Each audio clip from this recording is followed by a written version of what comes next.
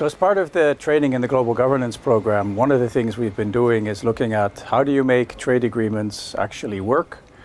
And one of the things that's important there is to deal with so-called rules of origin. Rules of origin are essentially criteria which you use to determine whether the preference you grant to another country, whether the goods actually come from that country when they're imported.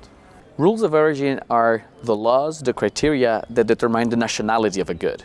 And they're very important because they determine the extent to which companies can then benefit from free trade agreements, preferential trade agreements, but they're also important in the case of non-preferential rules of origin in the context of other trade policy measures like anti-dumping or marking of origin in labels. Rules of origin is a topic that is very complex and annoying for companies, but it's worth to understand them because the benefits are significant and increases competitivity for companies. The benefits comes from the competitive advantage that they could receive by participating to preferential agreements and also savings opportunities. The costs are more related to the requirements of FTAs, so in cost of compliance, and also mainly due to the organization of internal resources. Rules of origin are dealt with mainly at the World Trade Organization and at the World Customs Organization, who deal with different aspects of rules of origin.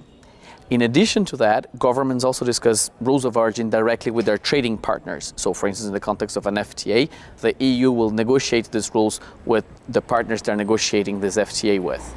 So this is a topic that really directly affects the business community, and it's one where governments actually need input and feedback from business in terms of figuring out what types of rules of origin actually make sense for particular products. One of the things we're doing in this seminar is also trying to look ahead and to think about how do you deal with new types of economic activities that are ongoing in the world today. So one example would be services. So rules of origin really apply to goods. They've been designed for goods. But in the world today, most value added is actually services. So the challenge for governments moving forward is to consider how to actually deal with the fact that most of what is traded today actually embodies services. So how do you determine the origin of a service is one of the things we're discussing here today.